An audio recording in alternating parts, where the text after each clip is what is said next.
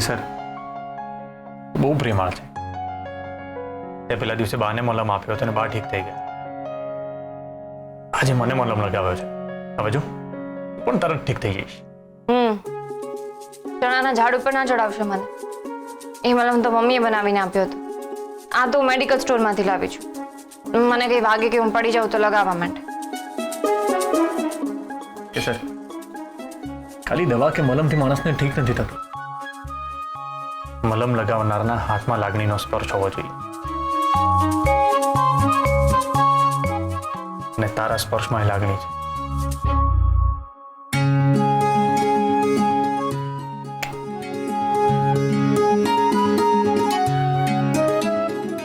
તું ડોક્ટર કેમ ના બની? એમ પ્રેમ અને લાગણી હોવાથી કોઈ ડોક્ટર બની જતું હશે? એવી રીતે ડોક્ટર બની જવાતું હોત ને તો હું ક્યાંની ડોક્ટર બની ગઈ હોત. તો માંડ તો 12મું પાસ કર્યું અને તમે ડોક્ટર બનવાની વાતો કરો છો. એટલે એનો મતલબ એ નથી કે હું ભણવામાં ઢ હતી. હું બહુ સ્માર્ટ હતી. આપણે ઓલું શું કહેવાય, એક્સ્ટ્રા કરિક્યુલર એક્ટિવિટીઝ, એમાં મારું ધ્યાન થોડું વધારે હતું. એટલે ભણવામાં પણ થોડો ટૂંકો રહી ગયો. પણ કેસર તો 12મા પછી ભણી કેમ નહીં?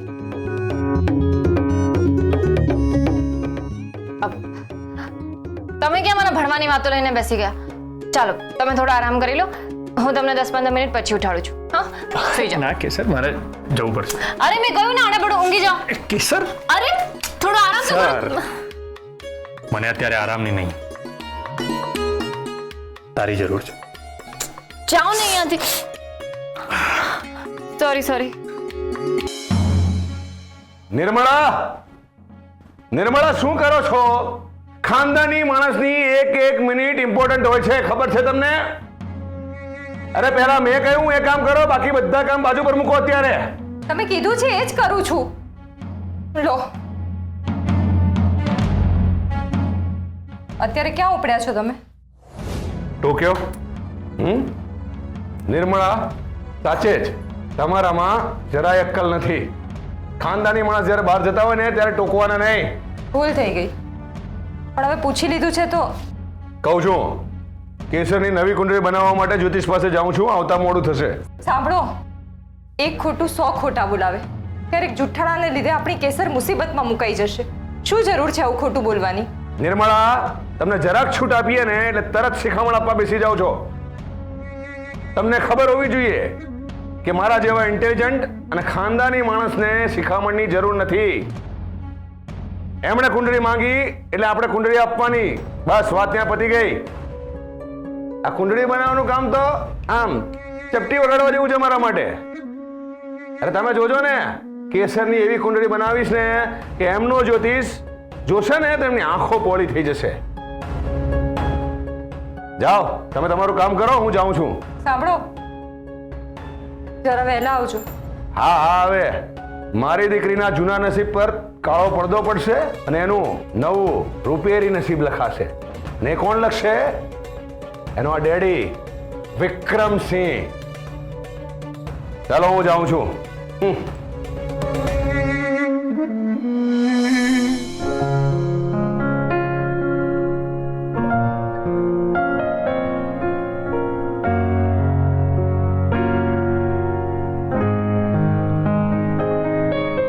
હે ભગવાન, બધાને સુખ, સમૃદ્ધિ અને સદબુદ્ધિ આપજો. બધાને ખુશ રાખજો.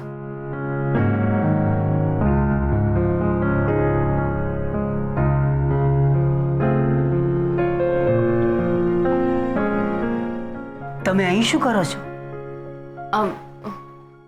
હું કાંઈ નહીં. એ તો હું તમને રોજ પૂજા કરતા જોઉં છું ને. તમે આ ઘર અને ઘરના સભ્યોની સુખ સમૃદ્ધિ માટે ભગવાનની પ્રાર્થના કરતા હો છો ને, તો મને થયું કે મારે તમારી મદદ કરવી જોઈએ. એટલે હું આ ફૂલ પૂજા માટે વીણીને લાવી. અચ્છા, આ વાત છે. મારાથી ભૂલ થઈ ગઈ ને, સોરી. એટલે ફૂલો લાવતા પહેલા મારે તમને પૂછવું જોઈતું હતું. હવે ફરીથી આવું નહીં થાય. સોરી. અમે જવા માટે કહ્યું તમને? ના, તમે ફૂલો લઈને આવ્યા એ તમારી ભૂલ છે એવું પણ અમે તમને કહ્યું? ના, પણ મને એવું લાગ્યું. તમને એવું લાગ્યું? સોરી મારી ભૂલ થઈ ગઈ.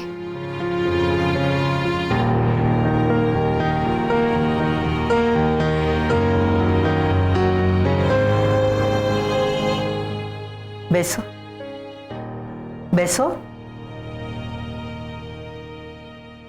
ભગવાનની સ્તુતિ કે શ્લોક બોલતા આવડે છે? હા, કરાગ્રે વસતે લક્ષ્મી આવડે છે ને. કરાગ્રે વસતે લક્ષ્મી. એ આપણે સવારમાં ઉઠીએ ત્યારે બોલતા હોઈએ છીએ. અચ્છા, તો હું શું કહું છું કે આપણે ભગવાન પાસે કાંઈ પણ મનથી માંગીએ ને, પછી ભલે ને શ્લોક બોલીને માંગીએ કે સ્તુતિ બોલીને માંગીએ કે સામાન્ય વાતચીતમાં માંગીએ, ભગવાન આપણી બધી ઈચ્છાઓ પૂરી કરે જ છે. ભગવાન પાસે માંગવા માટે નહીં, ભક્તિ કે સેવા માટે હાથ જોડવા જોઈએ.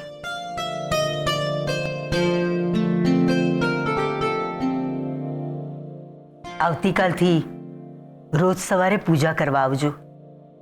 હા, આપણા બગીચામાંથી ફૂલો લઈને આવવું જરૂરી છે. આવશે ને? હા, તમને મારું ફૂલો લાવવું ગમશે ને તો મને ચોક્કસ ફાવશે. અમને ગમે એટલા માટે નહીં, ભગવાન માટે. ઠીક છે? Har Har Mahadev. Perfect. Thank you. તો રાણી સાહેબ ફૂલો તોડવા ગયા એમાં આટલી બધી વાર? આખા ગામના ફૂલો તોડી આવ્યા કે શું? ઓ ફોજદાર, હું કઈ આખા ગામના ફૂલો તોડવા નહોતી ગઈ, ખાલી આપણા બગીચાના જ ફૂલો તોડવા ગઈ હતી.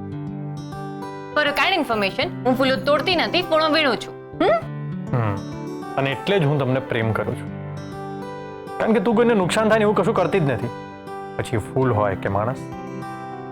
ફોજદાર, આજે હું બહુ જ ખુશ છું, જાણે ચંદ્ર પર પહોંચી ગઈ ને એટલી ખુશ. ઓહો, ચંદ્ર પર? કેમ, એવું શું થયું? હા, જાણે ભગવાન મળી ગયા હોય ને એટલી લાગણી થઈ રહી છે. ફૂલો વીણીને? હા, તમને ખબર છે શું થયું? હું છે ને પૂજા માટે ફૂલો વીણીને લાવી, અને સાસુમાં રોજ પૂજા કરતા હોય છે ને તો મંદિર પાસે જઈને ફૂલો મૂકી દીધા. કે સર, સીધી સીધી વાત કર, આમ સસ્પેન્સ ઊભું ના કર. હા, પછી છે ને હું ત્યાંથી જઈ રહી હતી તો સામે સાસુમાં આવ્યા. પછી? પહેલા તો એમને જોઈને બહુ ગભરાઈ ગઈ, પણ હું ફૂલો વીણીને લાવીને તેમને બહુ ગમ્યું, અને સાસુમાએ મને રોજનું એક કામ સોંપ્યું છે કે મારે રોજ ફૂલો વીણી લાવીને મંદિરમાં મૂકી દેવાના. એટલે આજથી તમારી પત્ની તમારા બાની પૂજા માટેની મેઇન આસિસ્ટન્ટ બની ગઈ છે. મેઇન આસિસ્ટન્ટ એમ? વાહ. And it was my first day on duty today, you know? પણ રાણી સાહેબ, તમારી આ ડ્યુટીના લીધે અમને અમારી દેવીના દર્શન દુર્લભ થઈ જશે એનું શું? જાઓ ને અહીંથી. સારું, અમે અમારી દેવીના દર્શન અમારી મરજી પ્રમાણે કરી લઈશું. ચાલ, હું જાઉં છું. જય સોમનાથ. જય સોમનાથ. કેસર, એક બે દિવસમાં આપણે કોર્ટ જવાનું થશે. કોર્ટ? કેમ? ત્યાં શું કામ છે? કેસર, આપણા લગ્ન થઈ ગયા તો મેરેજ સર્ટિફિકેટ પણ બનાવવું પડશે ને? હા, બરાબર. એમ પણ ક્યારે કોર્ટના પગથિયા નથી ચડી, તે બાને મને કોર્ટ જોવા મળી જશે. સારું, તું ત્યાં કોર્ટના પગથિયા ચડ ઉતર કરજે. હા, ઓ ફોજદાર, મને કઈ રોજ રોજ કોર્ટના પગથિયા ચડ ઉતર કરવાનો શોખ નથી. આ તો એક દિવસ ઠીક છે, બાકી તો કોર્ટ અને એના કાળા કોટ એ બંનેને દૂરથી જ સલામ. સારું, હું જાઉં. બીજી એક વાત, મેરેજ સર્ટિફિકેટ માટે આધાર કાર્ડની જરૂર પડશે, એટલે તું આધાર કાર્ડ તો લઈને આવી છે ને? હાસ તો લાવી છું. વાહ, સ્માર્ટ છે તું. તો પછી સારું, જાઉં છું. અરે, બીજી એક વાત તો રહી જ ગઈ. હવે શું રહી ગયું? ચાલ, હું જાઉં છું. આધાર કાર્ડ કાઢીને રાખજે. બાય. Aadhaar card? એનાથી તો મારી સાચી ઉંમરની ખબર પડી જશે. એના ઉપર તો બર્થડે લખેલી હોય છે. રમણભાઈ, કિંમત અને મૂલ્યમાં ફરક હોય છે. તમે ખોટી ગેરસમજણ કરી રહ્યા છો. ના, તમારી વાત અમે સાંભળીને તો હવે અમારી વાત તમે સાંભળી લો. દરેક કામ સમયસર થવા જરૂરી છે. કમિટીનો રિપોર્ટ અમને મોકલાવી દો, અમે જોઈ લઈશું. અમે ફોન મૂકીએ છીએ. હા, જય સોમનાથ. આજે મંદિરની શોભા કંઈક અલગ દેખાઈ રહી છે. ફૂલોની સુગંધથી આખું ઘર સુગંધિત થઈ ગયું, અને ફૂલોની સુગંધથી ભગવાન પણ ખુશ થઈ ગયા હશે. સાચું કહું અમરબા, ઘરના મંદિરના ભગવાન ખુશ તો ઘરની સ્ત્રીઓ પણ એકદમ ખુશ. લાગે છે કે આજે તમે જાતે બગીચામાં જઈને ફૂલો વીણી લાવ્યા હશો અને પૂજા કરી હશે, હે ને? ના ના, આ નવી છોકરી આવી છે ને એ ફૂલો વીણીને લાવી છે. નવી છોકરી? કોણ નવી છોકરી? દશરથભાઈ, આપણા ઘરમાં કોણ નવી છોકરી છે? અચ્છા, એટલે તમે નાના વહુ વિશે વાત કરી રહ્યા છો. ચલો સરસ, નાના વહુ આ ઘરમાં સારી રીતે એડજસ્ટ થઈ ગયા અને તમારા બંને વચ્ચે વાતચીતનો સિરસ્તો શરૂ થયો એ સારું કહેવાય. અને સાસુ વહુના સંબંધ જો મા દીકરીના... દશરથભાઈ, અમારા સંબંધો સાસુ વહુના છે અને એ જ રહેશે. સંબંધો બાંધવાનો અમારી પાસે સમય નથી. કામ સિવાયની વાતો કરવામાં સમય બગાડવો અમને ગમતો નથી. કામની વાત કરો. જી અમરબા. એ દિલીપ, તું શું વાત છે? આજે નથી તારું ફટફટ્યું કે નથી ફટફટ્યું ચલાવનાર? પાર્ટી ઉઠી ગઈ કે શું? હે વિક્રમસિંહ, મારું તારા જેવું નથી. એ દિલીપ, તું હોશિયારી ના મારીશ હા? ખાનદાની માણસના મગજમાં 100 વિચાર ચાલતા હોય છે. ચલટ, ડોન્ટ વેસ્ટ માય ટાઈમ. ચલટ. જાને જવું તો ત્યાંથી જાને. અચ્છા, સમજી ગયો. રાજભા શેઠના પૈસા પાછા આપ્યા એટલે ગલુડિયામાંથી વાઘ થઈ ગયો. અવાજમાં પણ ધાર આવી ગઈ. એ જ ચહેરા પર 2 પાયની અકડ, પોકળ અભિમાન, શરીરની ગરમી. Vikramsinh is back. એ વિક્રમ, તારી માના સમ ખાઈને કે કોની ટોપી ફેરવીને રૂપિયા લાવ્યો? કે પછી લોટરી લાગી કે પછી બેંક લૂંટી? એ દિલીપ, તારા જેવો મગતરાને આ બધી વાત નહીં સમજાય હા? તારી ગજા બારની વાત છે. ખાનદાની માણસના ઘણી બધી પ્રોપર્ટી હોય છે એટલે રૂપિયા તો આમ ગમે ત્યાંથી ઊભા કરી દે, સમજો? તું છે ને કૂવામાંના દેડકા જેવો છે. દરિયામાં ડૂબકી મારતો થઈશ ને ત્યારે તને સમજાશે. હા હે વિક્રમસિંહ, બહુ ઘમંડ ના કરીશ, નહીતર તારો હિસાબ અહીં જ કરી નાખીશ, સમજો? મારો હિસાબ કરીશ તું? હા, કરને હિસાબ કરતો ખરો. રાજગઢ પોલીસ સ્ટેશનમાં તારા નામની કમ્પ્લેન કરાવીને તને અંદર ના કરાવી દઉં ને તો મારું નામ પણ વિક્રમસિંહ નહીં. ઓહો, જમાઈના નામે રૂવા બતાવે છે અને હું તો ડરી ગયો. હે વિક્રમસિંહ, કઈ પ્રોપર્ટીની વાત કરે છે? હા, બોલો. ડુંગર જેનો કોર્ટ કેસમાં જે નિકાલ પણ નથી આવ્યો, અટકાઈ ગયો છે, એટલે ક્યારે નિકાલ આવશે એની પણ ખબર નથી. સાચું કે ને? આટલા રૂપિયા લાવ્યો ક્યાંથી? તારી લાયકાત કેટલી, તું બોલે છે કેટલું? 2 મોટા માણસો વચ્ચે વ્યવહાર થયો છે. હા, ત્યાં તારા જેવા 2 પાઈના માણસે માથું નહીં મારવાનું, ને તો માથું કપાઈ જાય. જમાઈના નામે તાગડથી ના કરનારો અને મોટો માણસ. અરે હટ. એ વિક્રમ, તે તારા જમાઈને જ બાટલીમાં ઉતાર્યો ને? મને એ નથી સમજાતું કે જમાઈની પાસે પૈસા લેતા તને શરમ કેમ ના આવી? હે દિલીપ, એ મારો જમાઈ છે, એની પાસેથી રૂપિયા લઉં કે ના લઉં તને શેના મરચા લાગે છે? હા, તારી લાયકાત અમારા જમાઈના નોકર જેટલી પણ નથી. બોલ્યો મોટો. ચલાટ. મારી લાયકાતની વાત કરે છે ને Vikramsinh?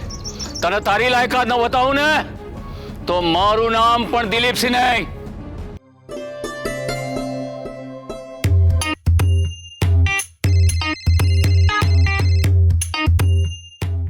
Hello my sister from another mother.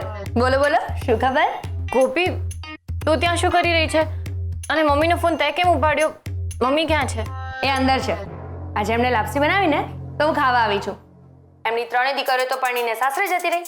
એમની ચોથી અને સૌથી વધારે વહાલી દીકરી ગોપી આજે લાપસી ઝાપટવા આવી છે. સારું, મમ્મીને ફોન આપને, મારે એની સાથે એક અગત્યની વાત કરવી છે. તું ક્યાંની મમ્મી મમ્મી કરે છે? મારી સાથે તો વાત કર. શું કહે છે જીજાજી? ગોપી પ્લીઝ મમ્મીને ફોન આપને, મારે સાચે જ એક અગત્યનું કામ છે. કેસર, શું થયું? ત્યાં બધું ઠીક તો છે ને? ગોપી, હું તને બધી વાત પછી કરું છું. હમણાં તું મમ્મીને ફોન આપ ને. હા હા આપું છું, તું જરાય ટેન્શન ના કરીશ. એક મિનિટ. માસી, માસી, હા બોલ. કેસરનો ફોન છે, એ ટેન્શનમાં લાગે છે, તમે વાત કરો. હલો કેસર, શું થયું બેટા? મમ્મી એક પછી એક પ્રોબ્લેમ્સ આવતા જ જાય છે. ખબર નહીં ક્યારે પતશે. મને બહુ ટેન્શન થઈ રહ્યું છે. શું થયું છે સરખી રીતે કહીશ મને? 2-4 દિવસમાં મારે કોર્ટમાં જવાનું છે મેરેજ સર્ટિફિકેટ બનાવવા માટે.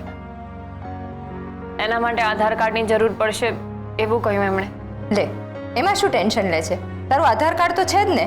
પેલી તારા અગત્યના કાગળિયાવાળી બેગ છે ને એમાં.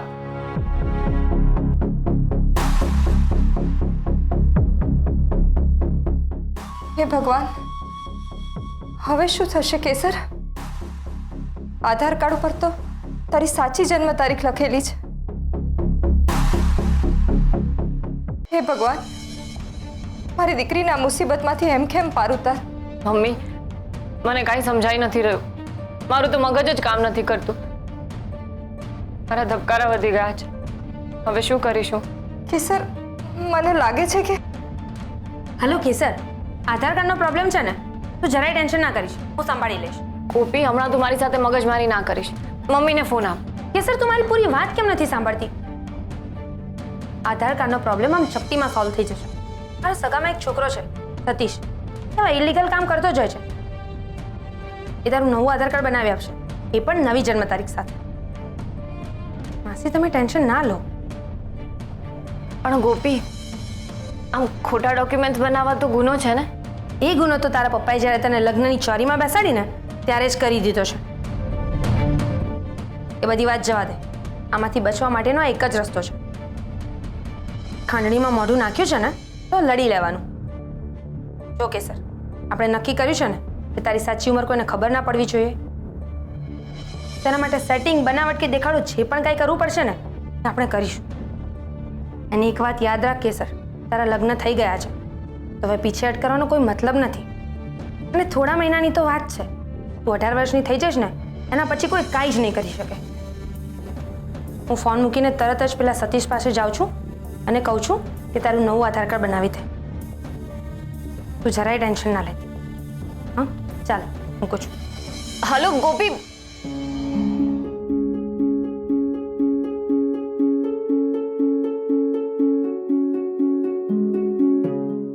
મમ્મી સાચું જ કહે છે.